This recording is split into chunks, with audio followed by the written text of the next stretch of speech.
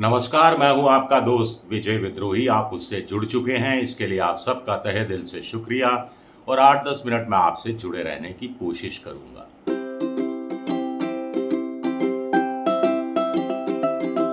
तो क्या राजस्थान की बड़ी नेता, 2 बार मुख्यमंत्री रह चुकी वसुंधरा राजे से आला कमान के साथ साथ प्रदेश के नेता भी थोड़ा डरने, थोड़ा घबराने लगे हैं? एक वक्त था जब वसुंधरा पार्टी की बैठकों में नहीं पहुंचती थी तो ये न्यूज़ बना करती थी। अब आलम ये है कि वसुंधरा बैठकों में पहुंचती है, लगातार पहुंच रही है, तो वो जो बोलती है वो बड़ी न्यूज़ बन रही है। दूसरा, पहले जब वो बैठकों में नहीं आती थी तो दूसरे नेता तंज कसते थे कि मैडम आ नहीं रही, देखिए मुख्यमंत्री पद हाथ से जाता रहा, विधायक बनकर रह गई, दाल गल नहीं रही, आला कमान नाराज़ हैं और इसलिए नहीं आ रही, अच्छा है ना आए तो। अब आ रही हैं तो नेता मन ही मन कह रहे हैं इससे अच्छा तो था नहीं आती। पता नहीं इस बार किसकी बारी होगी। जिस ढंग से वो तंज कसती हैं, चुटकी लेती हैं, व्यंग बाण छोड़ती हैं और ये सब मुस्कुराते हुए करती हैं। गजब मुस्कुराहट है वसुंधरा राजे की। वो गाना आपको याद आ गया होगा, तुम जो इतना मुस्कुरा रहे हो, क्या गम है जो छुपा रहे हो। मैं कहूँगा ये नहीं है, कोई गम छुपाने वाली बात नहीं है। गम तो क्या छुपाना, जग जाहिर है गम। तुम जो इतना मुस्कुरा रहे हो, खुद तो गमगीन हो, गम के मारे दूसरे नेताओं को क्यों चिढ़ा रहे हो। ये कुछ धीरे धीरे ये भाव निकल कर आ रहा है।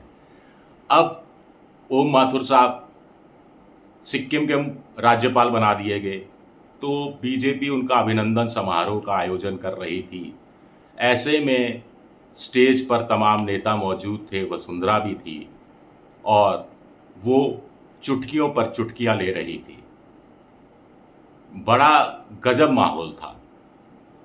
वसुंधरा ने जो कहा कि कुछ लोग जिनको पीतल की लौंग मिल जाए वो अपने आप को सर्राफ समझने लगते हैं, बहुत भारी व्यंग था। अब किस पर व्यंग था, किस पर तंज था, ये आप अनुमान लगा सकते हैं। कुछ लोग कह रहे हैं भजनलाल शर्मा मुख्यमंत्री पर था, लेकिन मुझे नहीं लगता, क्योंकि मुख्यमंत्री पद पीतल की लौंग नहीं है। तो क्या डिप्टी चीफ मिनिस्टर दिया कुमारी की तरफ था, जिनको वसुंधरा के विकल्प के रूप में आला कमान ने पेश किया है? मुझे लगता है यहाँ भी तुलना करना थोड़ा ठीक नहीं होगा, क्योंकि दिया कुमारी तो राजघराने से आती हैं, पीतल की लौंग का बहुत शौक भी नहीं होगा उन्हें। उनके पास तो सोने की लौंग होंगी, एक नहीं, दो नहीं, 10-10 लौंग होंगी। तो क्या घनश्याम तिवारी हो सकता है? क्योंकि घनश्याम तिवारी ने कहा, बाद में बताता हूँ, लेकिन पहले जो सूत्र कह रहे हैं कि मेरे पास तो प्रेस नोट आया नहीं वसुंधरा के यहाँ से। कुछ लोग कह रहे हैं जो प्रेस नोट आया उसमें बाकायदा हेडिंग ये दी गई थी पीतल की लौंग वाली। इसका मतलब इसको वो एम्फेसिस कर रही थी, इसकी इम्पोर्टेंस को वो समझ रही थी और वो चाह रही थी कि इसी बात की चर्चा ज़्यादा हो। तो घनश्याम तिवारी क्या निशाने पर हैं? दोनों की नहीं बनती, पहले भी नहीं बनती थी, ये सब अच्छी तरह हम लोग सब जानते हैं।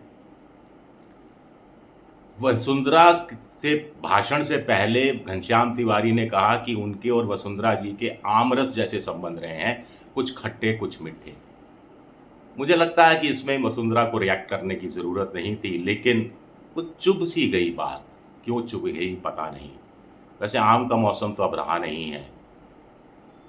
घनश्याम तिवारी एक आम नेता हुआ करते थे पिछले दिनों तक, अब एक खास नेता हो गए हैं राज्यसभा में जाकर। ओम बिरला एक खास नेता हो गए हैं 2-2 बार लोकसभा अध्यक्ष बनकर। जगदीप धनखड़ एक खास नेता हो गए हैं उपराष्ट्रपति और उससे पहले बंगाल जैसे राज्य का गवर्नर बनकर। लेकिन वसुंधरा मुख्यमंत्री, राष्ट्रीय उपाध्यक्ष हैं, लेकिन ये तो आप जानते हैं कि ऑर्नामेंटल एक तरह से पद होता है। अब वो एक आम विधायक है, तो ये दिल का दर्द है।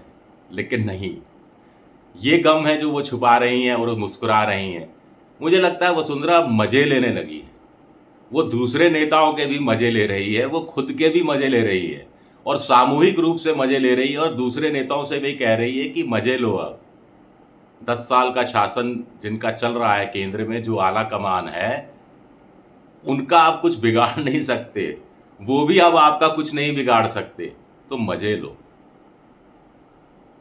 एक और बात, किस्तों किस्तों में बातें याद आ रही हैं। एक और बात, ओम माथुर, कद्दावर नेता, उस समय के नेता जिन्होंने गुजरात के प्रभारी हुआ करते थे और उन्होंने अमित शाह से लेकर उस समय के नरेंद्र मोदी की बड़ी राजनीतिक मदद की थी। हाल के ओम माथुर, छत्तीसगढ़ में सबने कह दिया था कि विधानसभा चुनाव में भूपेश बघेल की सरकार रिपीट होने वाली है। ओम माथुर को प्रभारी बनाकर भेजा जाता है। संजीव जो श्रीवास्तव, जो बीबीसी के बहुत बड़े पत्रकार रहे हैं, उन्होंने खुद न्यूज़ 24 में मेरे साथ बैठे हुए थे परिचर्चा के दौरान। उन्होंने खुद खुलासा किया था कि ओम माथुर ने कहा था क्या गले में मरा हुआ सांप डाल दिया, लेकिन छत्तीसगढ़ में बीजेपी को जीत कर जिता दी छत्तीसगढ़। लेकिन क्या मिला? कुछ समय पहले तो नाम चल रहा था कि राष्ट्रीय अध्यक्ष भी बनाया जा सकता था, लेकिन राज्यपाल बना दिया गया, वो भी सिक्किम का। अभी ओम माथुर में बहुत राजनीति बची हुई थी।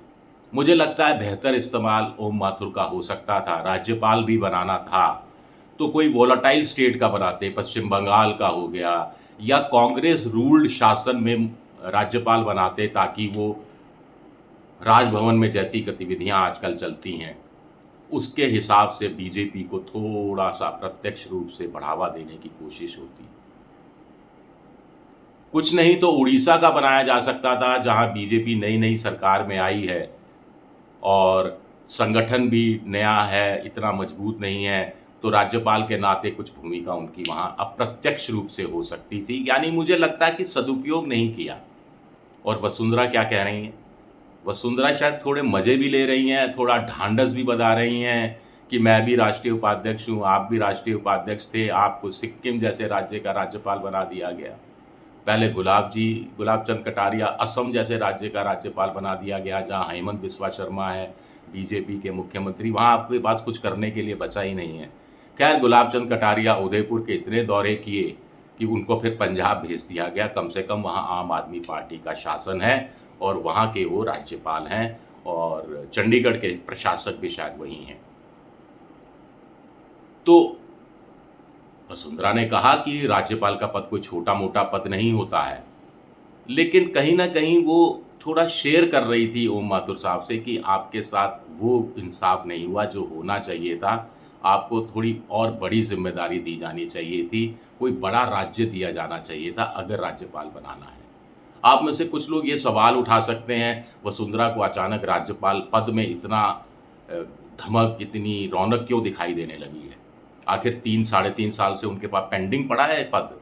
लोग कहते हैं 3 साल पहले उनको प्रपोजल था आला कमान का कि आप राजस्थान की राजनीति छोड़ दीजिए, राज्यपाल बनकर चली जाइए, लेकिन क्या वो राज्यपाल बनने को उत्सुक है? हो सकता है उत्सुक हो, लेकिन वसुंधरा का कद इतना भी घटा नहीं है कि उनको एक मंच के माध्यम से ये मैसेज भेजना पड़े केंद्रीय आला कमान को कि वो राज्यपाल बनने के लिए तैयार है। इतनी बुरी स्थिति भी नहीं आई है। वो जिस दिन चाहेंगी, जब चाहेंगी, राज्यपाल बनकर चली जाएंगी, और जैसे ही वो आला कमान से कहेंगी कि वो राज्यपाल बनने के लिए तैयार है, तो आला कमान 1 मिनट नहीं लगाएगा, 1 मिनट नहीं लगाएगा।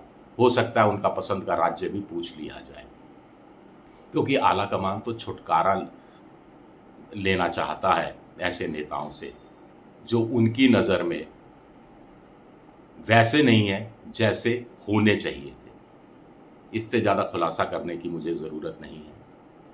तो ये तो खारिज हो जाता है, लेकिन फिर वही सवाल, पीतल की लौंग जिनको मिल गई वो अपने आप को सर्राफ समझने लगे हैं, जोहरी समझने लगे हैं। ये अपने आप में बड़ा भारी वक्तव्य है। पहले के 2 वक्तव्य देखिए। पहले क्या कहा था उन्होंने कि जियो और जीने दो का सिद्धांत है, लेकिन हमारे यहाँ तो कुछ लोग खुद जीते हैं, दूसरों को जीने नहीं देते, जीने भी नहीं देते, संताप में छोड़ देते हैं, दुख देते हैं। फिर श्राप टाइप दे दिया था कि ऐसे लोगों का वही हश्र होगा जिनको वो सताते हैं, ये भी सताए जाएंगे बाद में।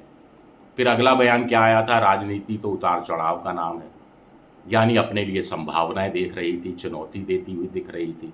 फिर एक बड़ा बयान दे दिया पद मद और कद का, कि जिनके पद को लेकर जिनमें मद आ जाता है, घमंड आ जाता है, अभिमान आ जाता है, मोहन भागवत की भाषा में कहें तो अहंकार आ जाता है, उनका सियासी कद घटना शुरू हो जाता है, सियासी कद फिर बढ़ता नहीं है।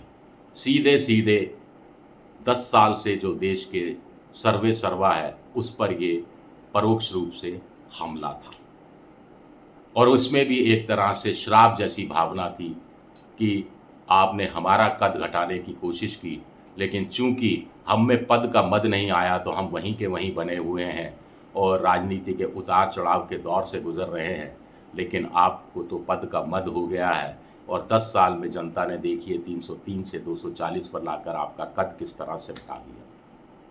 अब वसुंधरा इन सब चीज़ों से उबर चुकी हैं। उनके पास खोने के लिए कुछ नहीं है। पाना भी वो बहुत कुछ नहीं चाहती, क्योंकि पाने के लिए उनको पता है कि बहुत ज़्यादा कुछ मिलना बाकी नहीं है। तो अब वो इस तरह की बातें कह रही है, मुस्कुराते हुए बातें कह रही हैं। मैंने किसी नेता को इस तरह मुस्कुराते हुए, तंज कसते हुए हाल के समय में तो नहीं देखा है। खैर, अगली बीजेपी की कोई बड़ी बैठक कब होगी और उसमें वसुंधरा हाज़िर हुई, तब उनके निशाने पर कौन होगा? किसका नंबर लगेगा? राजेंद्र राठौड़ पर भी तंज कसा उन्होंने और ठीक-ठाक किस्म का तंज कसा और वो तिलमिला के रह गए। मुझे भी हँसी आ रही है, राजनीति का क्या-क्या दौर चल रहा है। चलिए, शुक्रिया मेरा ये वीडियो देखने के लिए। पसंद आए तो लाइक कीजिएगा, सब्सक्राइब कीजिएगा और शेयर ज़रूर कीजिएगा। शुक्रिया, बहुत-बहुत शुक्रिया।